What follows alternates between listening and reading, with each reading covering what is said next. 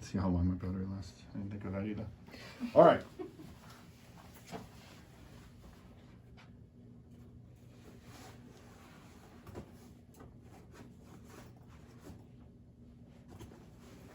Okay, so we haven't met. What's your name? Cameron. Cameron. Nice to meet you, Cameron. And so just go around, everyone just introduce themselves real quick. Sure, I'm Rachel. Nice to meet you. My name is Kristen. Kristen. All right, awesome. So two of you guys are our patients. So some of this is going to seem a little bit familiar to you. So since you're new and you've never seen any of this before, feel free to move over if you want to get a better view. So this workshop is called Better Results Faster, and we put it together because what we found was there are certain things that our patients were doing and not doing that was allowing them to get better results here in the office. So what we decided to do is kind of combine that, put it together in a workshop, and give it to our patients so that they understood how to take care of their spine when they're not in the office. Does that make sense? Mm-hmm. Okay, awesome. All right, so right now, if we take a look at the health of the United States, would you guys say that we're a healthy nation, an unhealthy nation? Mm-hmm. What would you say? Unhealthy. Yeah, we're pretty unhealthy, right? And would you say we have more chronic illnesses today or less chronic illnesses than we did, say, 50 years ago? Much more. Mm-hmm. Yeah, we have much more, right? Mm-hmm. And So- mental illness as well. Yes, absolutely, especially with COVID. Mm-hmm. So right now, if we take a look at the statistics, 71% of adults in the US are overweight or obese. That is a staggering number, if you really sit there and think about it. 71%, and of that, almost 21% of children. 60% of Americans have a chronic disease. Of that 60%, 40% of those have more than one, meaning they have diabetes and heart disease, cancer, neurodegenerative conditions like Alzheimer's disease, kidney failure. Typically, if you're going to die in the United States, you're going to die from one of four reasons. Right? You're going to die from heart disease, from neurodegenerative disease like Alzheimer's, metabolic disease like diabetes, or you're going to die from cancer.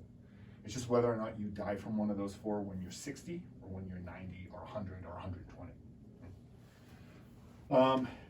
2018, 47,600 people died of an opioid overdose. And so a lot of those people originally got that opioid from a doctor as part of a pain prescription. Low back pain right now is the second leading cause of disability in the US, second leading cause of missed work days. The common cold is number one. The US spends $3.5 trillion. I don't even know how many zeros that is. It's a lot though. Right? Mm-hmm. Annually on healthcare.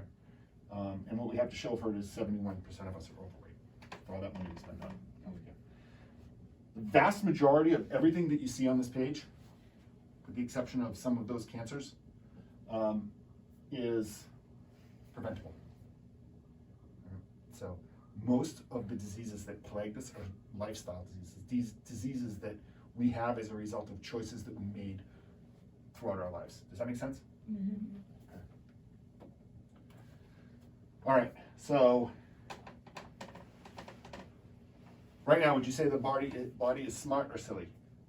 I feel it's very smart. It's smart, right? We'd agree that typically your body's going to make the right decision about what's going on. Mm-hmm. I was like, So- wow, think about that. No. So what happens with the body is it's going to respond to whatever we do to it on a regular basis. And what we do to it on a regular basis is going to determine where we fall on this illness-wellness spectrum. And so this isn't a chiropractic thing. This is just kind of to you to get an idea of how your body responds to different things that you do to it. So for instance, if you ate a really good diet and you exercised, you got plenty of sleep, you did stress reduction, you did all these things, typically you're going to move this direction rather. You're going to move towards wellness, right? And how we just describe what's going on here is the neutral point is you're not sick, right? Your body is functioning, you're alive, you're healthy. You might not be fit, but you're not ill. And if you exercise and you eat well, you tend to move more in this direction. If you introduce fasting and good stresses for your body, you have good stress management, you meditate, you're happy, you have good relationships with people in your life. All those things tends to move you here. If you have the opposite of that, you tend to move in this direction.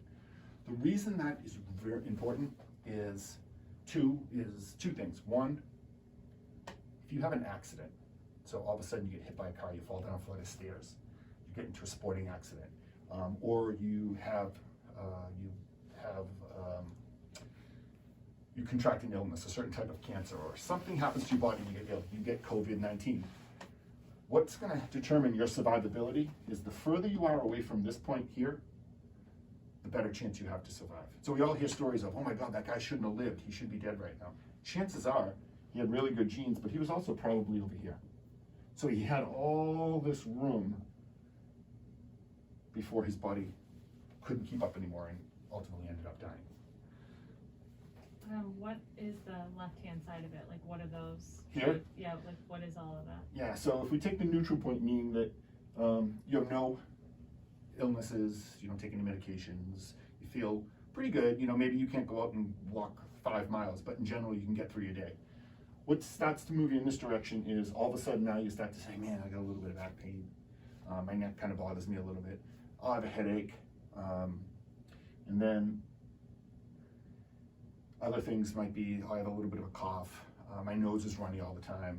I need to take antacid because I have indigestion. All of a sudden now my blood pressure is a little bit higher, so my doctor just gave me some prescription drugs to kind of bring that down. I put on 20 pounds over the last 20 years. I just walked that flight of stairs and all of a sudden now I'm out of breath. I'm not really sleeping well at night, I'm stressed out. And what happens is all these things, signs, symptoms, disability. So the disability was, now that guy had all of these warning signs ahead that his body wasn't doing right. And now all of a sudden he tries to move his kid into his dorm at college, he's got to walk up 3 flights of stairs and he can't do it. Right? So the poor life choices are what tend to move us in this direction here. And they usually have to do with not taking care of your body from the standpoint of nutrition, exercise, rest and recovery. Right? And we're going to talk today about where chiropractic kind of fits into that paradigm. So does this make sense to everybody? Mm-hmm. Yeah. Okay. So ideally we want everybody moving in this direction. Mm-hmm. And it's our choices that we make, not once in a while, but our daily choices that we make, they're going to determine where we are. So if every day, for the most part, we live our lives pretty healthy, we make really good health choices, we're going to stay open in this area here. If we don't, we'll just naturally start to move in that direction. All right. So here's a little research project that they did to determine if people were healthy and what their longevity would be. So basically it's a test where they have you get down on the floor and you have to be able to get back up. If you can get up without using your hands, that's the perfect score. If you have to use one hand, you get another point, 2 hands, another point. If you need a piece of furniture for assistance, and then if you actually can't do it, it would be a 0. So the higher you scored on that, the better the predictor it was of how long you were going to live. So one of the things I tell my patients, whether I was treating them in my office or consulting with them about exercise, is the most important things to be able to do are the things that you need to do every single day. So can you get up and down out of a chair without using the assistance of your arms? If you fall, can you get up off the floor? Can you walk, the distances, if you can walk a quarter mile without getting out of breath? Can you carry groceries? Can you pick things up and put them over your head? Because those are all things that are going to predict whether or not you're going to be able to be independent when you get older. And nobody wants to have to rely on people. Nobody wants to be 70 years old, I'm not really sick, but I can't do anything because I'm kind of bedridden because I've got a bad hip and my back hurts and I've got arthritis. So we want to make sure that we do everything we can do before we get to that age of, usually in this country, it's in our 60s and 70s when things start to fall apart fast. If the healthier we can be before we get to that age, the better predictor it's going to be that we have good years in that part of our life. Make sense? Mm-hmm. All right, so what they found was cardiorespiratory fitness was strongly related to survival.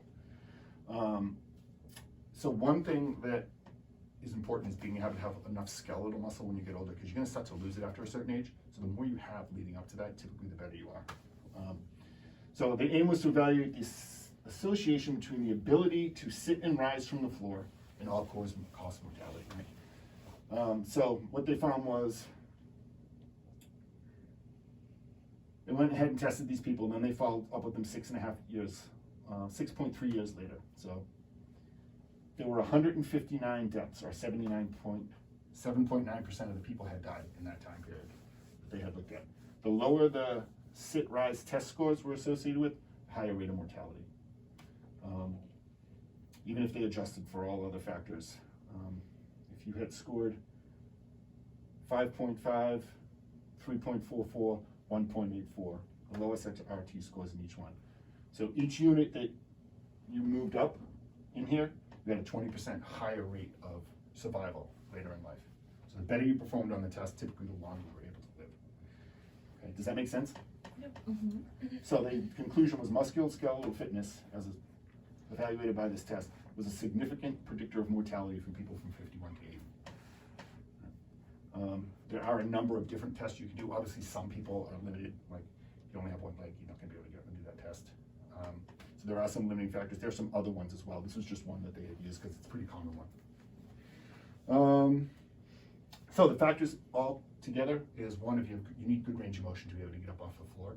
You're going to be really strong, but if you don't have good range of motion, you're not going to be able to get your hips into the right position to leverage yourself up. You need to have enough strength in your legs to be able to have them drive you up. But you also need enough strength in your core to be able to stabilize your upper body as you move. So those are all things that come into play. Do you have to get up a certain? Did they have to get up a certain way? You do, yeah. I can show you guys afterwards what it is, how that works. Okay, so the reason that musculoskeletal health is so important is because your musculoskeletal system is your primary system. Everything else that you have supports your musculoskeletal system. So you have all your organs, kidneys, all that stuff, that's all made to filter your blood, extract nutrition from your food, pull oxygen. Also your musculoskeletal system can function because what you need to be able to do is hunt and reproduce. And you can't do that without a musculoskeletal system, right? Or at least we did when we were developing.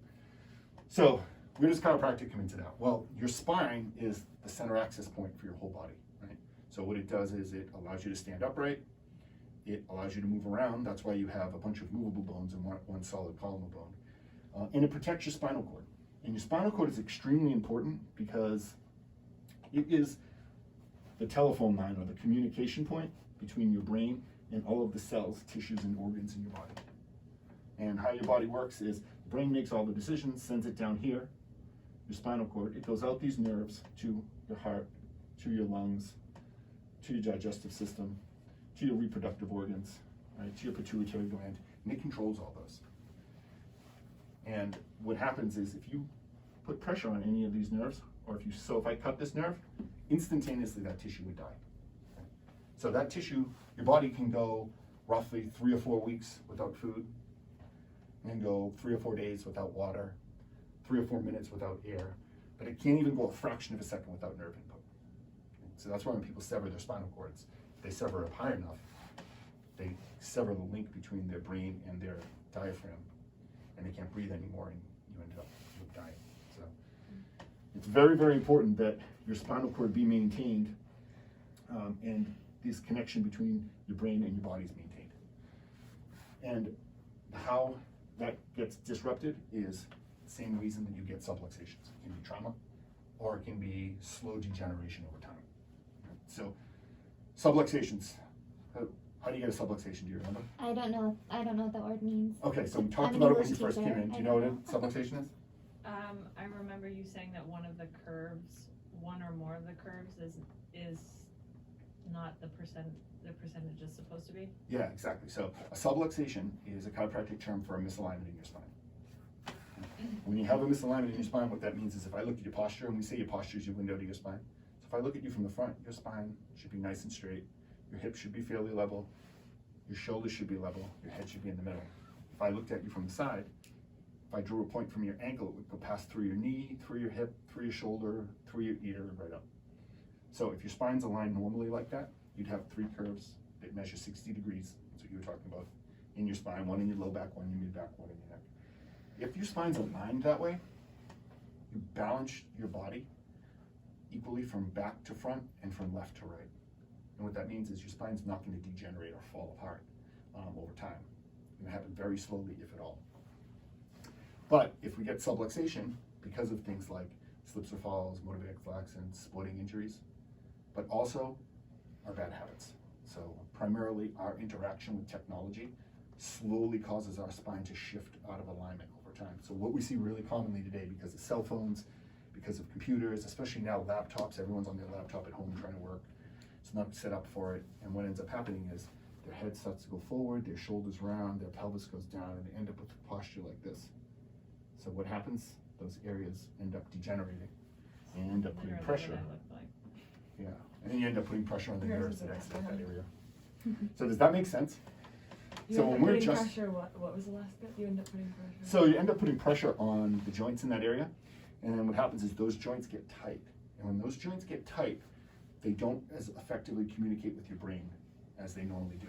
So how your brain monitors your internal environment is by for your musculoskeletal system is the movement of your joints and muscles. So there's receptors in your tendons, in your muscle bellies, and in your joints, that every time they move, they send information to your brain. They're like, hey, this is what's going on with me right now. This is where I am in space. This is how much of pressure is on me. I'm healthy, I'm not healthy. And your brain depends on all that so it can adjust to the different conditions that your body gets put in through. Think about it, every time you move, I should fall this way, but I don't, because my body's like, okay, that arm's moving out there. I'm gonna contract some muscles on the other side. The great thing is we don't have to think about it, but that's also the bad thing because we take it for granted. And until something goes wrong, we tend not to pay attention to it. So what happens is when your head goes forward and you get stiff here, now what happens is these joints aren't communicating with your brain like they should be. What they're saying is, oh my God, I'm under stress, I need help. So your brain says, okay, I'm gonna tighten that up. So your brain tightens it up, but what that does is put more pressure, which sends more of those signals up to your brain. They're called nociceptors. And your brain says, oh my God, I gotta tighten that up. So it's a negative feedback loop. When I adjust you, it's a catalyst and it breaks that. Because what I'm doing is I'm moving that joint. And now your brain's saying, oh, I know what's going on here. Now that joint just moved. So yeah, let's get back to normal functioning. So it's just like your body at that area has a little sympathetic response. Everything's tightened up. It's kind of a stress situation. When I adjust to it, breaks that. And then we reinforce that with the tractioning at home and the exercises, and that's how we correct your spine. Does that make sense? I have a question. Can you get subluxation on one side only, or like? You can, yep. So sometimes we'll see people's heads who shift over like that. Or very, very commonly, especially when somebody really hurts their low back, they'll walk into the office like this, they'll be shifted over. Typically, we tend to see it in multiple areas of their spine because most people throughout the day do the same things. We all tend to drive in automobiles, we all tend to work with desks, and even if we don't work at a desk, we tend to sit when we socialize, sit when we eat, or we're all like this. So in your case, you know, you're here like that, you're here like this, but you're both kind of in the same position. So we see these common subluxation patterns. That's why a lot of people's adjustments look the same. All right, so normal spine, what we're looking at is a spine in the low back that's facing this way. These are the vertebrae of the bones, separated by these cartilaginous spaces or discs. And these are the nerves that are exiting the spine to go out to the tissues of that area. So this is normal and healthy. See, there's a little bit of a curve here. Subluxated spine, what you see is, so you were saying you can have one segment that's subluxated. So we do tend to see that sometimes in the low back especially, is where this vertebrae is here, it's in the right place. So over time what's happening is it's putting more pressure on this disc. So instead of that center of gravity being back here, it's kind of sitting on this disc here and on this vertebrae here, and over time that pressure causes cartilage to wear away. So increased pressure on cartilage, it wears away. Increased pressure on bone and it grows. And I mean, it's good that those happen together because if not, we just get a lot of instability here. But your body will start to put bone down to try to strengthen that area up so that it doesn't slip. So, but what that means is eventually we can put pressure on this nerve, and then that nerve, in whatever it innervates, is going to get affected. So people most commonly know that as sciatica. They'll get that pain running down their leg, but it can also affect your bowel, your bladder. Pretty much every single organ in your body can be affected when you get subluxation because every single tissue in your body is innervated by a nerve. Does that make sense? Okay. Okay, so we talk about different phases of subluxation. So we talk about normal, and then there's 1, 2, and 3. So these are all x-rays of someone's neck taken from the side. They're all facing this way. So a normal neck has a 60-degree arc of a curve, where this is the jaw, this is the skull. These white things here are the bones or the vertebrae. and then these spaces here are the discs. Okay? So we look for the three things. One, is there a normal curve? And that's represented on each of these by the green. Two, we look at the bones, and we want to see that the bones are nice and smooth, and they look like bones should look. They look nice and smooth and healthy, and they're all lined up. And the other is the discs. Are they all the same size, and are they appropriate size for that area of the body? So those are the three things we look at. So if we look at phase one, what do you see? Well, it's not curved at 60 did you say 6 degrees? Yeah, It's kind of going out, but the bones seem to be pretty much the same. Haven't Yeah. changed too much yet. exactly, right. So that's phase one. So phase one, we lose the normal alignment, Mm-hmm. but it hasn't been lost long enough for us to see any arthritic changes yet in the joints. So the spine's straightened out, as you can see here. It's a complete loss of a curve except for the top. And if just like you had said, if we look at the bones, they look really good. The discs still look really good. So this has probably been there for 5 years or less. Right? If we don't correct it here, and the great thing about phase one is you can completely correct that, and you'll never suffer any arthritic changes. If you don't correct it, you're going to move into phase two. And the difference between phase two and phase one is the length of time that somebody's had it. So in phase two, what do you see?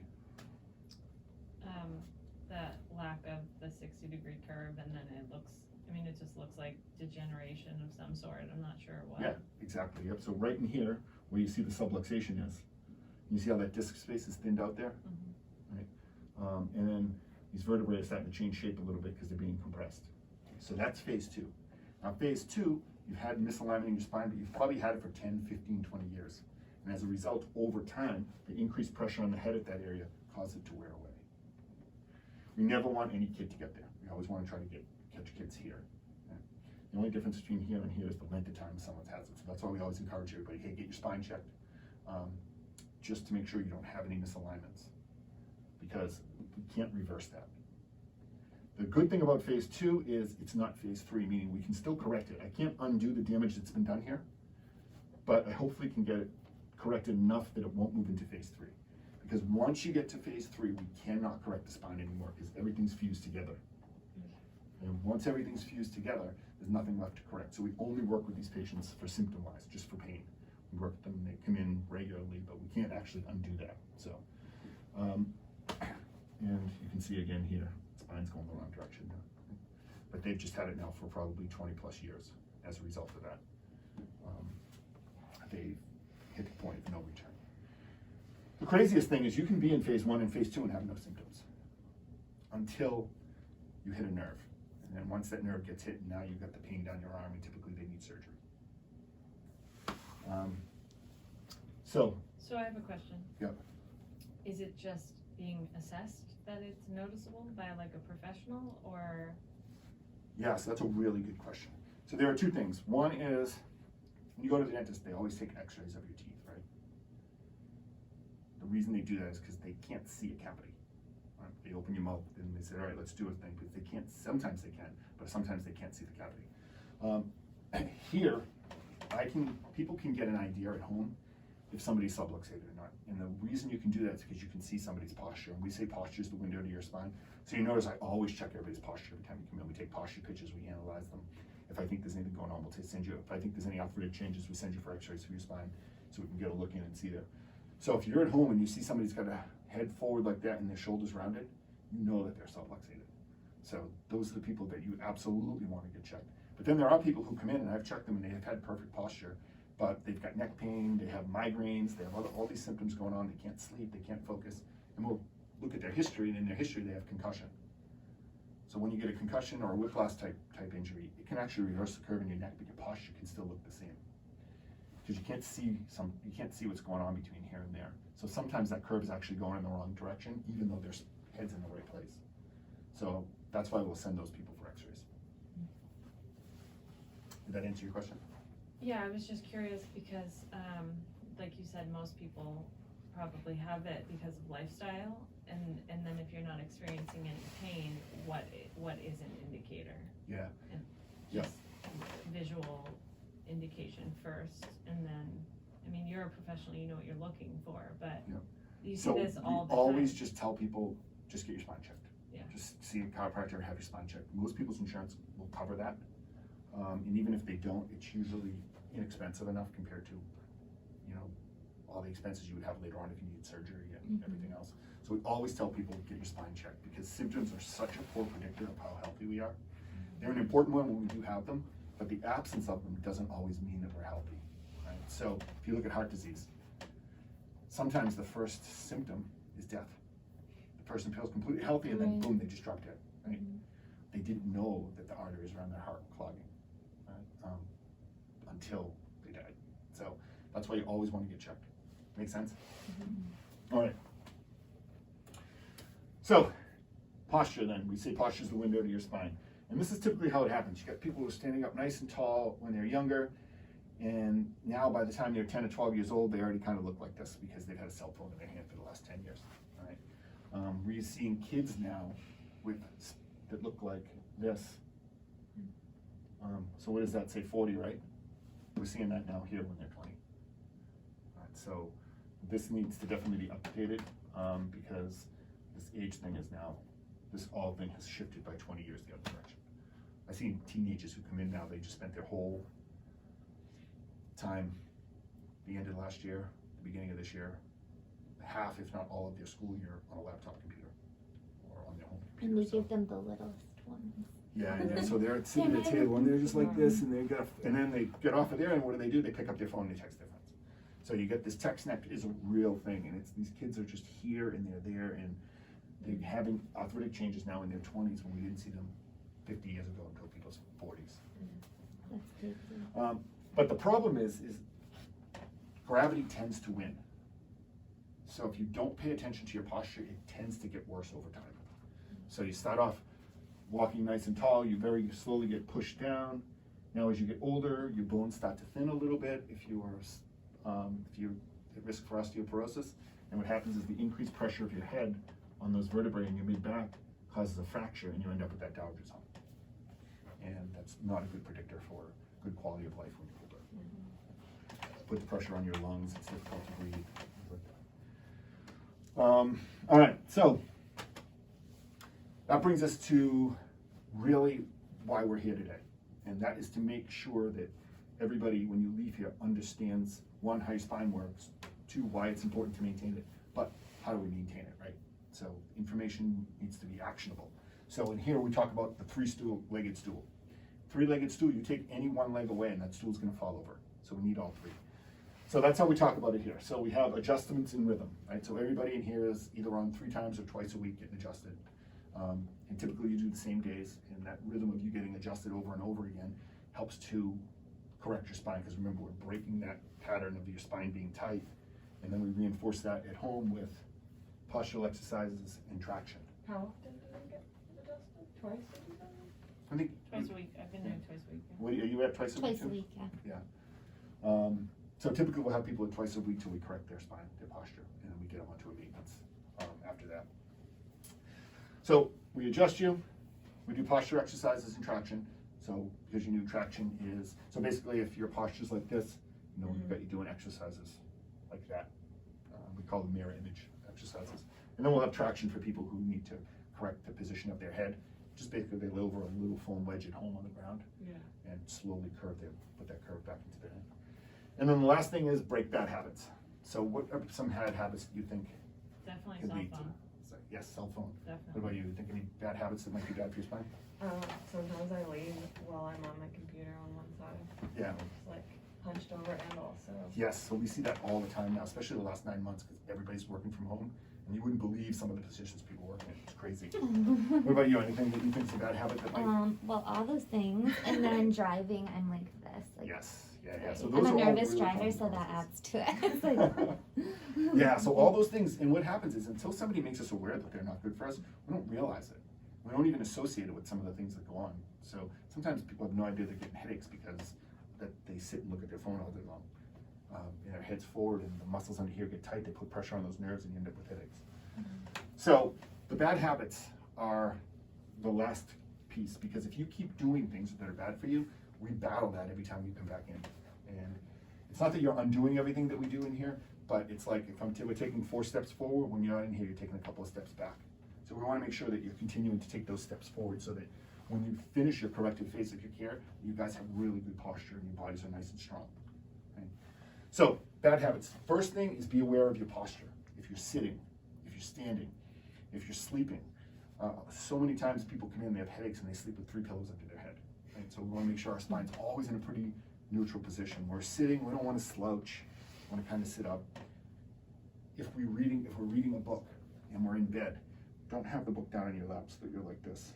Because now you're like that for 20, 30, I fall asleep usually after 30 minutes, but 60 minutes sometimes, hours, people have their head down. So prop that book up, get it straight. So you guys are gonna get a little handout that I'll email you guys with basically just these little tips on things to be aware of when you're not here.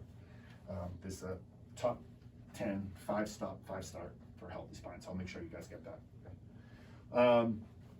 But being aware of your posture in the initial phase of care is the most important thing because that's typically what sets us back.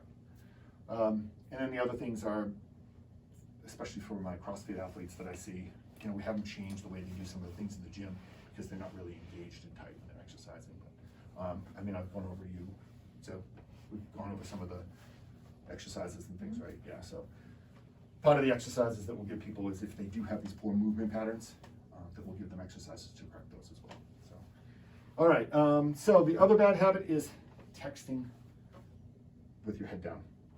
So try to voice text if you can. Most of the time you can't because you're not in an environment where it's possible. But if you can get that phone up for a little bit, and what you'll find is if you're not dropping your head and you're raising your arms, you're gonna wanna text a lot less. Because it's a lot harder to hold your arms up than it is to keep your head down. So just some tips. And then you guys will also get some tips on how to set your computers up and things like that. So if you have your work environment set up, you're paying attention to your posture, you're sitting upright, all those things are gonna go a long way into keeping you move forward towards correction. I have a question. You know those chairs where you basically are sitting with your knees, like the pads here? Yep. Do you suggest that chair? Because I was considering it. So what I tell people is the more frequently you can change your position throughout the day, the better you're gonna be. So I will switch between sitting and standing. I tend to stand more than I sit, only because my hip flexors they just wanna always be tight. So if I stand, I just feel a little bit better, but it's not good to stand all day either. So if you have, a lot of people have 2 or 3 different chairs. So they'll have that chair, they'll have a Bosu ball, they'll have a regular chair, and then they'll stand. And you don't need to spend money on a desk if you're working from home because it doesn't have to look pretty. So for my desk at home is I'm at the counter and I have one of those little Pottery Barn basket things, and I just flip that over and I put my computer on it, and that ends up being the perfect height for my eyes. And then I just have an external keyboard and I just sit there and I work. And then I'll go sit down for a little bit, I'll go back. So. I bought everything new, like the little stands, the other monitor. I bought a new chair, and I'm feeling better. Yeah. But it's just like it stinks so much. It's so uncomfortable. Yeah. Mm-hmm. Yeah. All day. So hopefully technology will get to the point where we don't need to do that anymore in the next 10 years. All right, so, the right button here. Okay, so one of the most important things is, how do I know you're getting better? Right? I'm gonna ask you how you're feeling, and that's great, but we know that symptoms aren't a great measure of how healthy we are. So when you come in, there's certain things I look for, and we do this every 12 visits. If you're in 3 times a week. If you're in twice a week, we do it every 4 weeks. And I'll come in and I'll check posture, things like that. So what I'm doing is I'm looking to see that every month is your posture getting a little bit better. Right? And so for most people, if they're like this and they come in, I want to see that usually their shoulders will be the first thing to come back a little bit, and then their head will start to come back a little bit, and their pelvis will start to tuck under a little bit. So I'm looking to see that over the course of your treatment that you're slowly moving in that direction. Every time you come in, I feel your back, right? I push on your bones, I feel your muscles. So what am I looking for? I'm looking to see that the muscles aren't as tight as they were when they first come in, that you're telling me, hey, that doesn't really hurt as much, I don't feel as tender there. And that your joints are moving. And what I want to see is when I push on that joint, I want it to give a little bit and then push back into me, like the shocks in your car. If your shocks in your car are working really well and you go over a bump, you barely feel it, right? So those are all the things I'm looking for. Then I'm going to check your range of motion. How are you moving? Can you bend over and touch toes? Are you moving your head in a normal range of motion? And then movement patterns. So we went over this the other day. When you lift up, and we had you doing that exercise for the muscles in your low back, where they correct muscles firing. When you squat, is your hips going back first? You using your core, or you coming over onto your knees?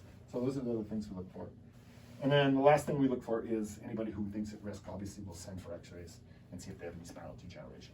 Yeah. So those are the objective things that we look for and we check. And these 4 I check at least every 4 weeks for you guys.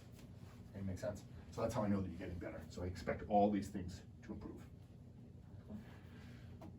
All right, so that's all coming from me, but now let's take a look at a couple of patients. So this is Joy, she's 54 years old. Joy had chronic headaches and migraines, sinus congestion, she had some thyroid issues. The most important thing is here. So she's tried a lot of things and she got really poor results. So she saw a lot of different doctors, but she saw doctors in the medical field. And medicine in this country is really good at some things. So like if you have trauma, there's nowhere else you want to be. It's amazing how they can put your back of your body after trauma. If you have a bacterial infection and you need antibiotics, you want to be there. If you need surgery, so this medicine's really good at illnesses that have a link to a direct cure. What I mean by that is, so when you have measles, now you get the measles vaccine, right? If you're, I'm not an anti-vaxxer. If you have bacterial meningitis, you're gonna go get an antibiotic to deal with that. So as medicine in this country developed, it always developed with that type of a model, where there was a pathogen and then there was a cure for that pathogen. We don't see that with chronic illness today. That model doesn't work because it's multifactorial, right? It's not, there's no actual pathogen in your body that causes heart disease. It's lifestyle. There's no pathogen in your body that causes diabetes for the most part. It's your choices that you make with exercise and nutrition, right? There's no pathogen in your body that causes high blood pressure, but it's a result of poor diet, lack of exercise, increased stress, family history, right? So all of the things that really plague us today don't respond very well to the medical model.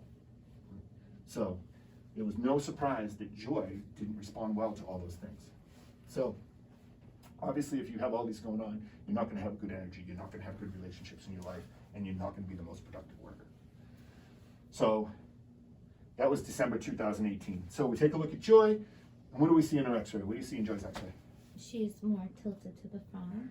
Yeah. And also up top, it seems, did you say the word fusing? Like, Yeah, they so went she's together. completely straight. She's lost 100% of the curve in her neck, right? But if we look at disc spaces, they look really good, right? Her bones look really good. So what phase was she in? Phase 1. Yeah, she's phase 1, right? So, I mean, she's completely correctable. So December 2018, we work with Joy, we start adjusting her, she does traction, we give her the exercises, and then we talk about her on some lifestyle moderations for some of this other stuff, exercise, diet. And then here's Joy now in August of 2019. So it's a year later. Can we see now, what do you see here with her neck? Curve. Yeah, she's got a nice curve back, right? And that bone you were talking about at the top, what you were seeing was it was straight. Oh. Now look where it is.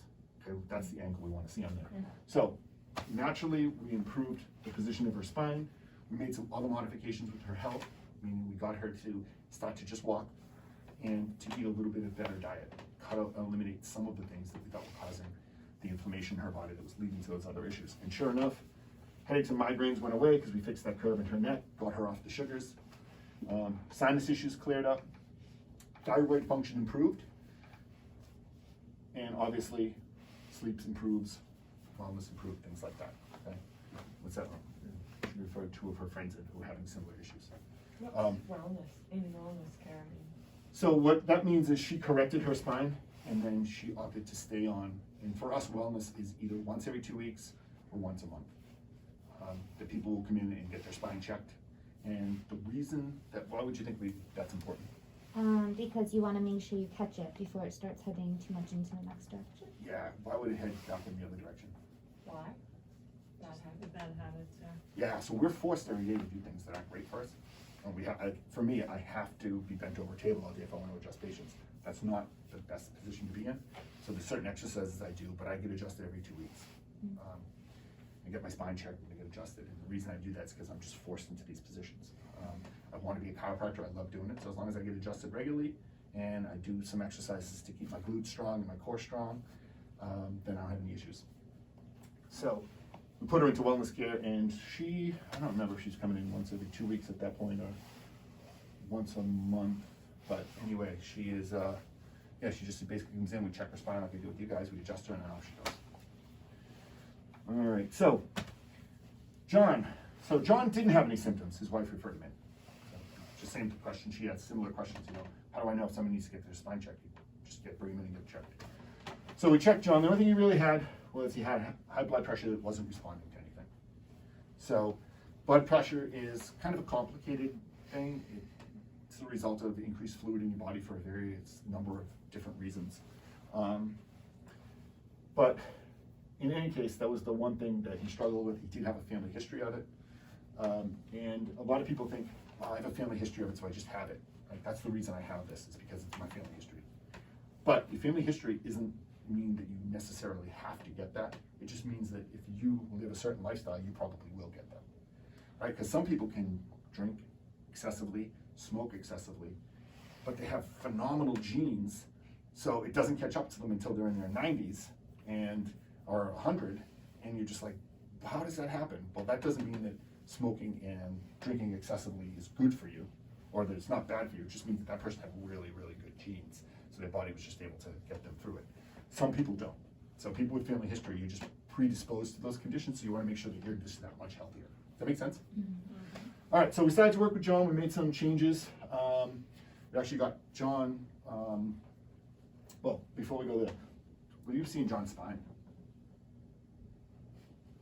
It looks like a little degeneration in the lower part. Yeah, right in through here, right? Mm-hmm. But again, just like Joy, it's really straight, right? So we straightened out that curve in his neck. And notice John still has that good angle up here. So his neck's a little bit different, where he still has that good atlas angle here. But he's very straight in the middle. He's got a little bit of curve here. So when your spine is not aligned properly, it's a stress in your body. And your body doesn't differentiate between mental, emotional stress and physical stress. It treats everything like physical stress. So what John's body does is it tightens up all the muscles around here, which can put pressure on the nerves, which can affect the functioning of the structures that those nerves innervate. So we make some changes for John. So this was February 2016. So November 2016, blood pressure dropped down to more normal. He's sleeping better, and obviously if these two things are happening, his energy's improved. And again, he moved into wellness care. So with John, can we see what the difference is here? Now he has a curve in his neck. Right? So once we put that curve in your neck, and we call the curve in the neck the arc of life. The reason that we call it that is every single nerve that leaves your brain and goes to your body has to pass through your neck. So if there's any pressure on your neck, it's going to affect the functioning of everything in your body. All right, so how the office works, getting to your question about what wellness was. So when we have people come in, they typically, if they're starting here, this is a measure of their health, this is a measure of time. So I think everybody in this room is only on a 4-month plan, right? 4 month? Yeah, so 4 month is the beginning part. So we do intensive and corrective. And corrective can last anywhere from 4 months to 3 years. It all depends on if you're phase 1 or phase 2, how old you are, and what's going on with your spine. So if you're somebody who, for instance, was a competitive athlete, chances are your spine's not going to be in the greatest of shape. And you're probably going to have some arthritic changes, so we have to work with those people for a longer period of time to correct it. It's like braces. Some people wear braces for 4 years, some people wear it for 2 years. The difference is how quickly their teeth are and how quickly they can move them. So the average person in our office goes through an intensive period where for you guys it was probably about 2 or 3 weeks where I was like, hey, you're going to still be in some discomfort, but eventually you're going to start to feel a little bit better and we can move you into corrective. And that corrective typically for, I think you guys starts around week 4 or so like that, week 5. So intensive means we'll do a bunch of adjustments initially. Were you ever at 3? 3 times a week? No. No. Were you ever at 3? No, just 2. Yeah, so people with a lot of pain who come in there in a lot of pain, typically we'll see them 3 or 4 times a week. Mm-hmm. So there might be an intensive period. And if they have herniated disc or they have sciatic pain or numbness and tingling into an arm, sometimes that intensive 3 times a week will last for 12 to 16 weeks. Okay, so we move them from the intensive. The intensive is the catalyst. It breaks that pattern and allows the body to begin to heal. Then we get them into corrective, meaning that they're out of pain now, and now we're gonna start to correct their spine. We're gonna correct that subluxation. We're gonna get their head back over the shoulders rounded, the pelvis back where it should be. Or if they're translated to the side, we'll get them back into the middle. And that corrective process, like I said, can take anywhere from 4 months to 3 years. Once that's over and they finish, we ideally hope that they move into wellness, where they come in regularly and just get their spine checked and adjusted. And in our office, typically people go with once every 2 weeks or once a month. If they don't, what do you think is going to happen here? Slowly go back down. Yeah, they're going to slowly go back down, right? Because it's that continuum. If you make good choices and you do healthy things, you tend to keep moving in the right direction. But if you don't, you tend to slide backwards. So most commonly what happens is people go through the intensive, they get to the corrective, ideally they go to wellness, and they have a healthy spine their whole life. People who go through the intensive and get out of pain but never correct, what ends up happening is typically their health goes right back down because we didn't change anything about their spine. We just got them out of pain and got them feeling better, but they didn't actually correct the position of their spine. So over the course of weeks or months, everything's going to tighten back up again, and they're just going to be right back to where they were, if not worse, because their arthritis will continue to progress. That makes sense? And if you go through the intensive and you jumped right to wellness, what would happen is you'd kind of always stay in the symptom pattern where your symptoms would just kind of be up and down like this, but you would never actually get out of that cycle because we didn't correct the position of the spine. So that's kind of how the office works and why we go that way. Does that make sense? Yeah. All right. So this is a great study. And the reason it's so great is because of what we were just talking about. Most of the illnesses that plague people today, you can't give one drug that's going to cure them all, unless that drug is diet, exercise, stress reduction, recovery, meaning you're getting adequate sleep. I'm a huge fan of fasting and meditation. But so what they did was they took patients and they looked at these patients who had chiropractors as their primary care physician. Right? So I do have a number of patients who I'm their primary doctor and I make the decisions for them. And that's for a number of different reasons. One is they're not from the United States, so when they moved here, they didn't really trust medicine here because they heard horrible things about it from back in their country. So they do trust chiropractors because they have chiropractors over there, and so they come and see me. Two, they had a family member who died as a result of a medical error, so they come and see me. Now, I'm not saying in any of those cases that the medicine in this country did anything wrong, but it tends to be the background of people that I see. Or they just want to go natural and they don't want to use drugs and surgery. A lot of people do holistic with Yeah. doctors now. Yeah, it's really, really common. Yeah, I was seeing one in Connecticut years ago before I moved here. It was really helpful. Yeah. Mhm. So what they did was they said, all right, we're going to compare the patients who see chiropractors as their primary care versus people who see medical doctors as their primary care. So what they found was there was 60.2% decrease in hospital admissions. So the chiropractors were less likely, those patients were less likely to be referred to the hospital when they were seeing their chiropractor versus when they were seeing their MD. 59% less hospital days. So those people who did go to the hospital, they spent less time in the hospital as a result. 62% less outpatient surgeries and procedures. So obviously, if you're healthier, you don't need surgical interventions. Right? But this is the biggest one here. So this is the most important one. 85% decrease in pharmaceutical costs, because what happens is chiropractors aren't prescribing pain medications for people. So we don't have, remember that first slide when we talked about opioids and all those deaths? So if you're dealing with the source of the pain, you don't have to need the prescription drugs in the first place. So that's really the big takeaway. The rest of these are the result of, we tend to deal with people whose health is a priority, and they're gonna make the they're gonna follow through with the recommendation. So if I tell them, hey, look, you can either continue to eat that diet that's high in sugar and processed foods, and have diabetes and high blood pressure, or you can kind of change what you're eating and we can get you exercising a little bit, and you won't have to worry about taking medication and being sick. So people who see chiropractors tend to want to do that, make that choice. That makes sense? Mhm. All right, so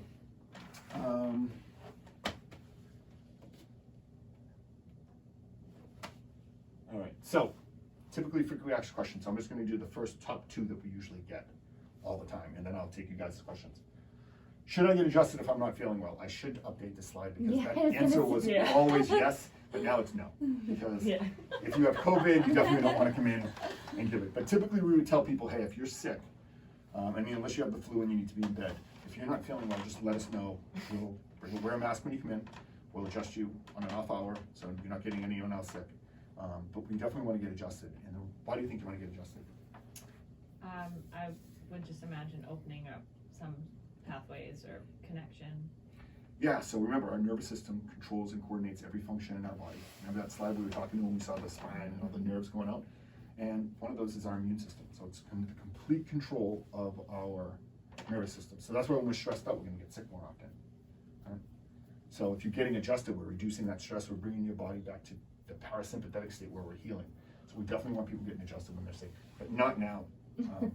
Got it. Because of COVID. And then the second thing I get is, why do kids get Oh, I adjusted? was gonna ask that actually, Yeah. because these posters. And is it safe? So I adjust my kids. Okay. Two of my kids got their very first adjustment right after they were born, or they got their spine checked. One got adjusted, the other one was good. How do you adjust a baby? Just with tips of my fingers. Oh my goodness. Yeah. So, Because it's traumatic. Being born is traumatic, right? yeah, so one of my children came out, they had, my son Christian had the cord wrapped around his neck, he wasn't breathing, it felt like it was for hours, it was probably only a few seconds, Oh but my God. anyway, so I had checked his neck and he had a little subluxation in his neck, and I adjust him, and Oh, that's he's been great, crazy. so.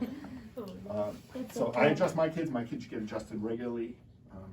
You know, they are athletes, so they're getting banged around all the time. I have a senior in high school. I've got a son who is a junior at Bates, plays football and lacrosse.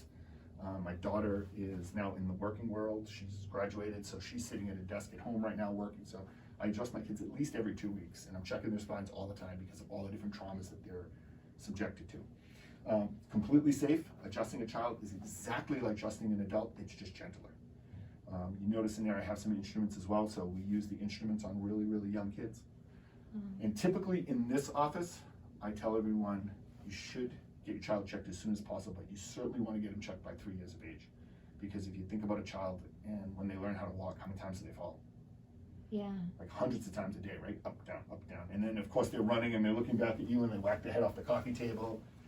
Or they're horsing around with their friends or their brothers and sisters, or they're at the playground. Like kids are always coming home and they're banged up, they got cuts, they got bruises, between orthopedic and dentist visits. Thank God I have a friend that's a dentist because my kids busted their teeth all the time, but the more active your kids are, the more you need to get their spine checked. Mm-hmm. So we always encourage everybody, by the time your kid's 3, make sure you just bring them in and get their spine checked. So a check by a chiropractor, it's not the same as like a scoliosis check from like when you go in for your, like a little kid goes in for their physical and they do the scoliosis. Yeah, so all they're checking for is scoliosis. Oh, that's what I was asking. Yeah, so they're just checking that one okay. curve. Okay. Do you have a lateral, so it's a lateral deviation. Okay, that's a little different. That's what they're looking for, yeah. Okay. Because they want to catch that early and brace it. Okay. So if it doesn't to make sure it doesn't get any worse. Mm-hmm. Okay. But other than that, no one's really checking the spine, so. Yeah, I was at spin class once and this lady was talking about how she takes her kids, and I'm so new to this world, and I was like, take your kids? Like, it was so Yeah. surprised by it. Yeah, and this is why. Yeah. So these are what kids do, right? Oh my gosh. That's why kids need to get their spines checked. Right? More than ever, kids now need to get their spine checked because of COVID. So, all right, so 3 years of age, and then certainly if you hadn't had them checked in your question, how do I know if I need to get them checked? Well, if they look like this, Yeah. definitely need to get them checked, right? Their head's really forward like that, you wanna make sure you get that checked so you can correct it, because you don't want your child to end up with arthritic changes when they're 25 that are completely avoidable if you just get their spine checked. So, we tell them get them checked at 3 years of age. If they're playing collision contact sports, you wanna make sure you're bringing them regularly to get them checked. If they're ever in an accident, auto accident, slip or fall, again, even if you don't have pain, your spine can be displaced. So you want to bring them in and get checked. And obviously if they have bad posture. Now, should kids have back pain? It's common, right? No, kids should never have back pain. So if anybody has a kid and they tell them they have neck or back pain, you want to get them checked right away. Okay? It's usually all the stress on the muscles trying to pull that body back into a normal alignment. All right, so that's it. Cool. That's the presentation. Thank You guys have you. any questions? No? So you'll get an email with packet with all the stuff in it. It's a couple of pages, just with some basic information on how to be aware of your posture and make some simple changes around your house to help assist that. So these are my kids here Oh, they're so cute. when they were younger, obviously. Blonde, very blonde. That was them last year. That's my one I paid some money. I don't know. That's cute. Healthy and active. Yeah. Thank you so much. All right. Hope you guys enjoyed it. Hope you found it Oh, so informative, informative. educational, and enjoyable.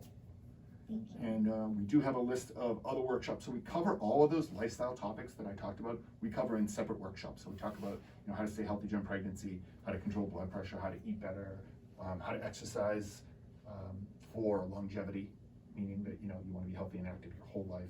These are the exercises and things you should do. So we cover all those. They're on the website as well. If you check out our website, we actually just launched a new one with the new office locations and things like that. So check those out. And if you have any questions, let me know. Perfect. Where are your other office locations? Just curious. And hang on. Yeah, so it's in Hingham, but we're Oh, gonna be yeah. moving to Cohasset January 1st, Oh, into the sweet. medical building there.